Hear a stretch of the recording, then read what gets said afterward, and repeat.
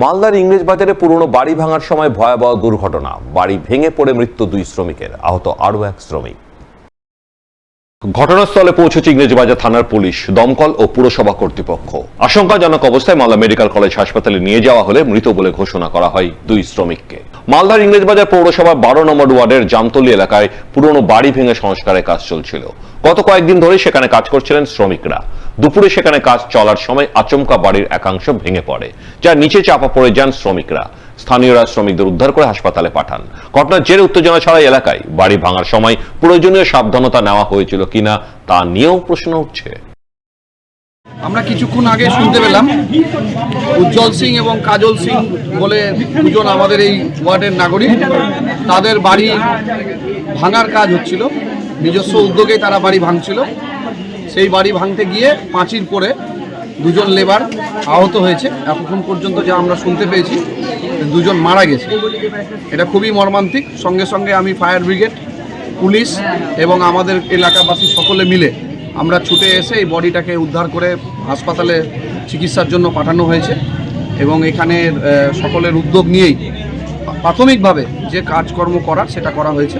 আমরা পুরসভাতেও জানিয়েছি সরকারি আইন অনুযায়ী আগামী দিন যেটা ব্যবস্থা নেওয়া।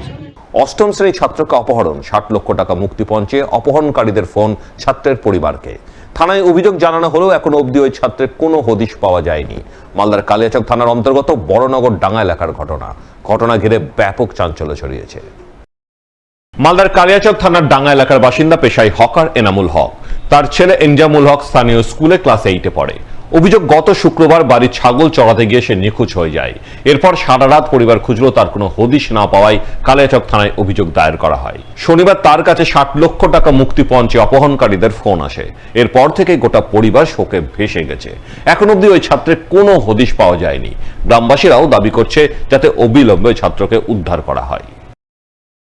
আমার ছেলে শুক্রবার 3:30 পৌনে 4টা নাগাদ ছাগল নিয়ে যাচ্ছিল চড়াতে। তারপরে ছাগল নিয়ে গেছে, আর বাড়ি ফিরেনি। ছাগল মার বাড়ি চলে সেখানে আমার ছেলে ফিরে পাইনি। তারপরে কি হলো? তারপরে আমি তারপরের দিন তার রাত্রে খোঁজাখুঁজি করলাম, পেলাম না। তারপরে সকালে আমি থানায় এফআইআর করলাম। আজ পর্যন্ত আমার ছেলেকে এখনো আইসি সাহেব আমার কাছে ফিরিয়ে দিতে পারেনি। ফোন এসেছিল আপনার কাছে? আমার কাছে ফোন এসেছিল, আমি সেই ফোনটাও আমি আইসি সাহেবকে দিয়েছি।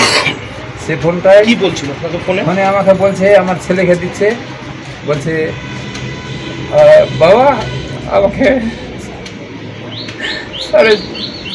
60 লক্ষ টাকা চাইছে। 60 লক্ষ টাকা নিবে, না হলে আমাকে জাম থেকে মেরে দিবে।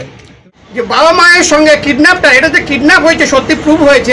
কিডন্যাপাররা ফোন করছে, ফোন করে ছেলেকে দিচ্ছে। ছেলে বলছে আমাকে এরা মেরে ফেলবে, 60 লক্ষ টাকা দিতে হবে, নইলে আমাকে মেরে ফেলবে। বাবা মা প্রত্যুত্তরে বলছে বাবা তুমি কোথায় আছো? বলছে আমাকে একটা জঙ্গলের মধ্যে রাখা হয়েছে। থানায় অভিযোগ করা হয়েছে, কিন্তু থানা কতটুকুন কি করছে আমি জানি না। তবে আমার কাছে অনুরোধ যে এই খেটে খাওয়া গরিব লোক রাত দিন কষ্ট করছে, এখন ছেলে মা বাবা ছেলের জন্য ছটফট করছে। আপনারা একটু দৃষ্টি আকর্ষণ আমি করতে চাইছি যেন তাদের বাচ্চা তারা দ্রুত ফিরিয়ে। রবিবার পুরাতন মালদার মঙ্গলবাড়ি রাজীব গান্ধী পৌরবাজারে লোকসভা নির্বাচনের তৃণমূলের ফলাফলের পর্যালোচনা সভা অনুষ্ঠিত হয়। এই পর্যালোচনা সভায় উপস্থিত ছিলেন মালদা জেলা তৃণমূল কংগ্রেসের চেয়ারম্যান তথা রতুয়া বিধানসভা কেন্দ্রের বিধায়ক সমর মুখার্জি, ছিলেন পুরাতন মালদা পৌরসভার চেয়ারম্যান কার্তিক ঘোষ, পুরাতন মালদা শহর তৃণমূল কংগ্রেসের সভাপতি তথা 5 নম্বর ওয়ার্ডের কাউন্সিলর বৈশিষ্ট্য ত্রিবেদী এবং ওয়ার্ডের তৃণমূলের কাউন্সিলর সহ তৃণমূলের বিভিন্ন শাখা সংগঠনের কর্মীরা। তবে এই পর্যালোচনা সভায় অনুপস্থিত ছিলেন পুরাতন মালদা পৌরসভার ভাইস চেয়ারম্যান শফিকুল ইসলাম এবং 12 নম্বর ওয়ার্ডের কাউন্সিলর বিভূতিভূষণ ঘোষ। এই দিন এই সভায় বিশেষ করে কর্মীরা এক ক্লাস ক্ষোভ উগরে দেন জেলা তৃণমূল নেতৃত্বের ওপর। কর্মীদের অভিযোগ, প্রথমত লোকসভা নির্বাচনে প্রার্থী সঠিক পছন্দ করা হয়নি। পাশাপাশি এই নির্বাচনে নিচু স্তরে কর্মীদের মতামত বা কোনো কথা প্রাধান্য দেওয়া হয়নি। এমনকি পুরাতন মালদা পৌরসভা এলাকার কিংবা গ্রামীণ এলাকার কোনো নেতৃত্বকে গুরুত্ব দেওয়া হয়নি এবং কাজে লাগানো হয়নি।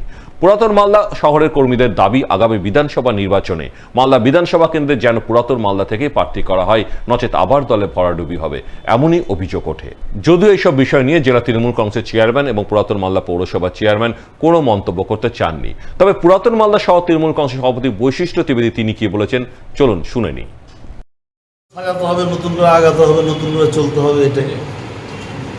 নেতৃত্ব না, কর্মীও না, জনসাধারণ এমন একটা ইসে পড়ে গিয়েছিল যে তারা নিজের ইচ্ছাতে নিজের মত আমাদের সাথে খেয়েছে, আমাদের সাথে ঘুরেছে, আমাদের সাথে থেকেছে, নিয়ে যায় যাকে ইচ্ছা তাকে দিয়েছে। আর অল্লমাল্লা হয়নি, আমাদের নর্থ বেঙ্গলে বেশিরভাগই হয়েছে। জাতি মেরুকরণ দেখতে হবে।